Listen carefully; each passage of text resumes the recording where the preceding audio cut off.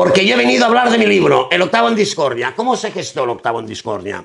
Realmente este libro es un fruto de la casualidad, porque el primer original yo me pasé 8 años investigando, leyendo libros, pero no solo leyendo libros, entrevistando gente mayor, porque pensaba que eran testimonios bueno, que se iban a perder de lo que fue la época franquista, y también investigando, pidiendo información a diferentes centros de archivo histórico, porque todo nació con el conflicto que se me creó a mí cuando descubrí el diario de mi padre. Que este hombre es un adolescente aquí, pero yo recordaba que mi padre en los últimos años de franquismo había tenido algún papel importante en algún consejo de guerra que yo entonces no sabía cuál era, y que, bueno, eso era como una situación muy tensa que había en la familia y que se echó tierra sobre el asunto, tanto que cuando yo descubrí el diario de mi padre y empecé a preguntar, yo pensaba que esto era sobre Puigdentí y no, algo sobre que la persona que pidió pena de muerte y asesinaron fue a John Paredes Manot Chiqui, miembro de ETA, que lo asesinaron pocos días antes de caer enfermo Franco, que luego esto, bueno, lo llevó a la muerte, con una larga agonía. Y Chiqui es uno de los 5 últimos fusilados por el franquismo.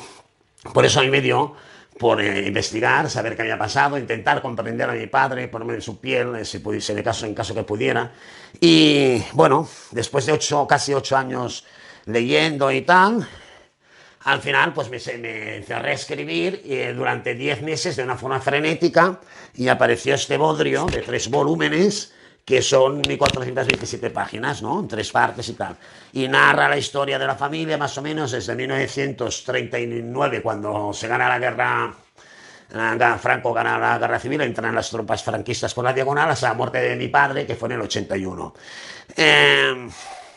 Claro, yo decía, yo no escribo al ritmo frenético. Pensad que este libro del desamor, que narra la historia de 3 semanas del amor y el desamor, que están aquí en el calendario, entonces yo lo escribí una semana en 10 días. O sea, yo funcionó así, pero como aquí yo sabía que son muchos años, porque eran 40 años de franquismo, y después todavía habían 9 años más hasta la muerte de mi padre, pues bueno, intenté hacer escalitas y tal, pero de todas formas salió lo que salió. Entonces, esto salió aquí.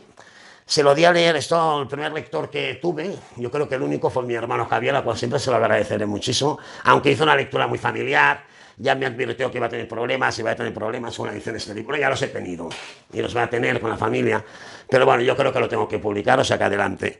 Y entonces, de ese libro de 1400 páginas, yo me quedó claro que lo tenía que reducir, y entonces empecé, estos son diversas versiones de manuscrito de la novela que al final quedó de todo aquello que era menos mal que llevó Franco. Que empieza cuando entra Franco por la diagonal y acaba justo con la muerte de Franco, ¿no? Y entonces aquí yo pensaba que, bueno, yo iba sacando hojas allá, tal, y primero pues saqué todo lo que era después del año 75, cuando muere el dictador, hasta la muerte de mi padre, luego saqué todo lo que era desde el año 62, porque me daba cuenta que cuando nazco yo, claro, todo lo anterior de la historia yo lo escribía como, era más frío, ¿no? Porque eso lo había estudiado, pero no lo había vivido. Pero a partir de 62, que yo ya me implico como un personaje más, mi alter ego, aquello coge una fuerza bestial. Pero yo aquí en este libro, menos mal que llevo Franco, esto lo quité, porque eso quita mucho protagonismo al padre. Cuestión que estábamos en estas y me cogió lo del cáncer, que fue justamente el verano pasado. Entonces yo preocupado, ¿qué pasa? ¿Qué pasa? Porque toda mi gente sabía que llevaba esto desde el 2015. Ahí les tengo que dejar mi legado, no sé qué, conmigo que se hagan fotocopias, lo puedan leer.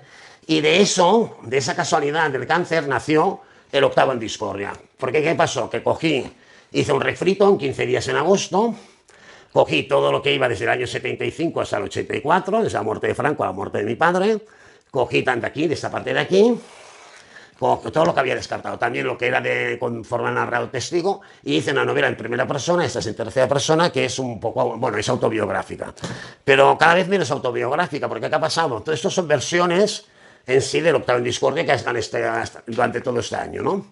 Porque yo esto se lo he dejado leer a mucha gente, a unas 6 o 7 personas, y lectores beta, entonces todos los que me lo leían, todo lo que me decían les hacía caso. Por ejemplo, yo no quería hablar de homosexualidad porque estoy empachado. Y decía, no, carga tintas en el tema de la represión homosexual. Yo, vamos, cargo tintas, venga, vamos a cargar tintas. Claro, eso ha quedado muy bien, porque hoy en día todas las novelas de gays hablan de cuando yo salí del armario, y esta lo que habla es de un armario empotrado inmenso. O sea, el protagonista sufre como nadie, ¿no? Por otro lado me decían, carga tintas En el conflicto padre-hijo. Y bueno, yo con mi padre tampoco es que tuviera tan mala relación, pero bueno, vamos a cargar tintas, vamos a poner algo más. O sea, lo vamos a fabular más, vamos a ponerle más capas, vamos a hacer que sea menos autobiográfico, ¿no?